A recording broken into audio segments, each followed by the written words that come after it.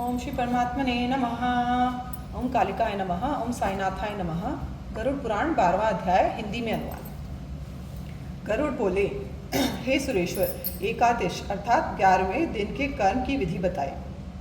हे जगदीश्वर, विशोत्सर्ग का विधान भी मुझे बताइए।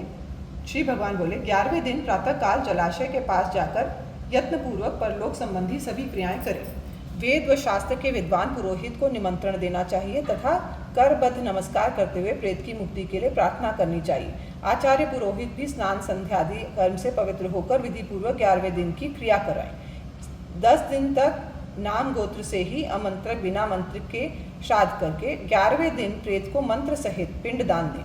हे गरुड़, स्वर्ण को विष्णु प्रतिमा, चांदी की ब्रह्मा प्रतिमा, तांबे की रुद्र प्रतिमा और लोहे की यम प्रतिमा बनवाएं। पश्चिम दिशा में गंगाजल सहित विष्णु कलश रखें। उसके ऊपर पीला वस्त्र लपेटकर विष्णु प्रतिमा स्थापित करें। पूर्व दिशा में दूध और जल सहित ब्रह्म कलश रखें। उसके ऊपर सफ़ेद वस्त्र लपेटकर ब्रह्मा की प्रतिमा स्थापित करें। उत्तर दिशा में शहद तथा घी सहित रुद्र कलश रखें। उसके ऊपर लाल वस्त्र लपेटकर रुद्र की प्रतिमा स्थापित करें। दक्षिण दिशा में वर्षा के जल सहित यम कलश रखें। उसके ऊपर काले वस्त्र लपेटकर यमराज की प्रतिमा स्थापित करें।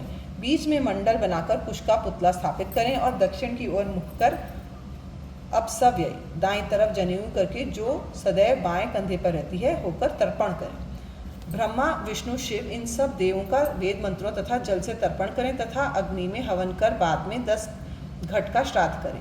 इसके बाद पितरों के उद्धार हेतु गाय आदि बहुमूल्य वस्तुओं का दान करें और कहें, ये गाय मैंने आपकी प्रीति हेतु दी है। हे माधव, आप प्रसन्न हो। जीवन काल में मृतक द्वारा प्रयुक्त वस्त्र, आभूषण, वाहन तथा घी से भरा हुआ कांसे का बर्तन एवं उसको प्रिय सभी वस्तुएं तथा 7 अनाजों का दान करना चाहिए। अंतिम समय में जितने तिल आदि 8 महादान नहीं किए हैं वे सब शैया के समीप रखकर दान करें। हे विप्र, मैंने प्रेत के निमित्त प्रतिमा सहित संपूर्ण सामग्री व वस्त्र आदि से युक्त ये प्रेत शैया आपको निवेदित की है। इस प्रकार के वचन बोलकर ऐसा आचार्य पुरोहित को शैया दान करें जिसकी गृहस्थी हो। तदोपरांत उसकी प्रदक्षिणा कर उसे नमस्कार करें। इस प्रकार शैया दान तथा 9 दिन के पिंडदान देने और विशोत्सर्ग विधान से प्रेत परम गति को प्राप्त करता है। 11वें दिन विधि पूर्वक विशोत्सर्ग करें, किंतु वह वृष, बैल, अग्निहीन, रोगी, अल्पायु न हो और अच्छे लक्षणों से युक्त हो। मनुष्य को बहुत सी संतान की कामना करनी चाहिए, जिससे उनमें से कोई एक पुत्र तो गया तीर्थ जाकर श्राद्ध करेगा या गौरी का कन्या से विवाह करेगा अथवा नील वृक्ष का वृषोत्सर्ग करे। यदि एकादशा के दिन बैल उपलब्ध न हो तो कुश या जौ आदि के आटे या फिर मिट्टी का बैल बनाकर उत्सर्ग करें। जिसके पूर्वज रौरव आदि नरकों में हैं उनके लिए वृषोत्सर्ग करने से 21 पीढ़ियों तक का उद्धार हो जाता है। इसीलिए पितरों को मुक्ति के लिए वृषोत्सर्ग करें। वह कहे हुए विधान के अनुसार प्रयत्नपूर्वक करें। ग्रहों की स्थापना कर उनके मंत्रों से पूजन और शास्त्रीय विधि से हवन करें तथा वृष की माता गाय का पूजन करें। वहाँ वत्स, बछड़ा और बछड़ी को कंकण बांधकर विवाह विधि से स्तंभ खूंटी में बांध दें। रुद्रखंड आदि से वत्स और वत्सी को स्नान कराकर गंधाक्षत, रौली, चावल और माला से पूजन कर प्रदक्षिणा करें। वृष के दक्षिण पार्श्व में त्रिशूल और बाएं पार्श्व में चक्र का चिन्ह कर उसे मुक्त करने से पहले पुत्र हाथ जोड़कर इस मंत्र को पढ़े। तुम वृष रूपी धर्म हो जिसे ब्रह्मा ने रचा है। तुम्हारे उत्सर्ग से मेरा भवसागर से उद्धार होगा। इस मंत्र से नमस्कार कर वत्स और वत्सी को छोड़ दें। हे गरुड़, जो ऐसा करते हैं उनको सदा वरदान और प्रेत को मोक्ष प्रदान करता हूँ। अतः विशोत्सर्ग अवश्य ही करना चाहिए। विशोत्सर्ग जीवित अवस्था में करने का भी वही फल होता है। पुत्र रहित मनुष्य को स्वयं ही विशोत्सर्ग करना चाहिए, जिससे वह सुख प्राप्त कर परम गति को प्राप्त होगा। कार्तिक आदि शुभ माह में और सूर्य के उत्तरायण होने पर शुक्ल पक्ष या कृष्ण पक्ष की द्वादशी आदि तिथि में, सूर्य या चंद्रग्रहण में, पुण्य तीर्थ में, विषुवत संक्रांति में, अयन संक्रांति में विशोत्सर्ग करना चाहिए। शुभ लग्न, शुभ मुहूर्त तथा पवित्र स्थान में शुभ लक्षणों वाले विधि के ज्ञाता पुरोहित को बुलाकर विशोत्सर्ग करें। जब हवन तथा दान आदि से शरीर को पवित्र करें और पूर्व में कही गई विधि से हवन करके आदि कर्म करें।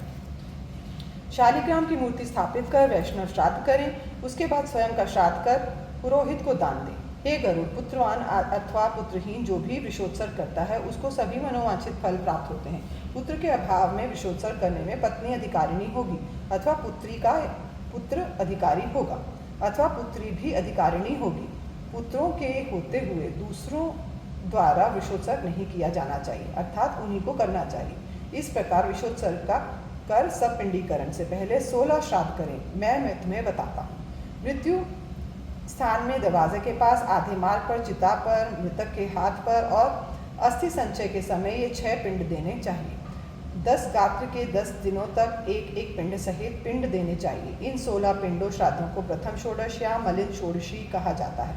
अब तुमसे दूसरे मध्य षोडशी पिंडदान की विधि को बताता हूँ। पहला विष्णु को, दूसरा शिव को और तीसरा पिंड यम तथा उसके अनुचरों को प्रदान करें। चौथा पिंड चंद्रमा को, पांचवा अग्नि को, छठा कव्यवाहन पितरों हेतु आहुति के वाहक और सातवां पिंड काल को दें।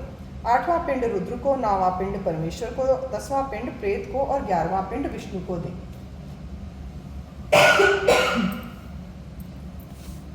12वां पिंड ब्रह्म को, 13वां विष्णु को, 14वां शिव को और 15वां पिंड यम को दें। हे गरुड़, 16वां पिंड तत्पुरुष को दें। तत्व के ज्ञाता इन पिंडों को मध्यम षोडशी कहते हैं।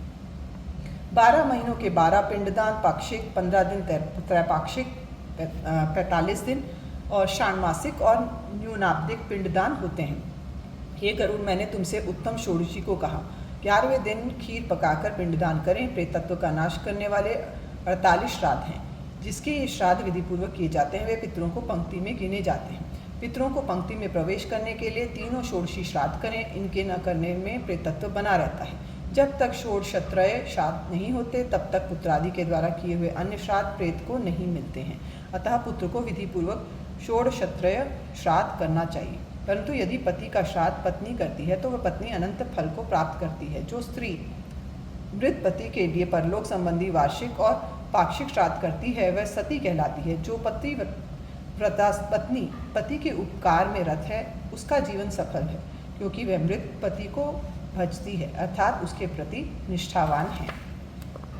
जो प्रमादवश असावधानी से अग्नि अथवा जल में डूबकर मर जाते हैं उनकी भी सब कर्म विधि पूर्वक करें। प्रमाद से, इच्छा से अथवा सर्प के काटने से मनुष्य मरता है, ऐसे मृतक के निमित्त कृष्ण और शुक्ल दोनों पक्षों की पंचमी तिथि नाग देवता की पूजा करें।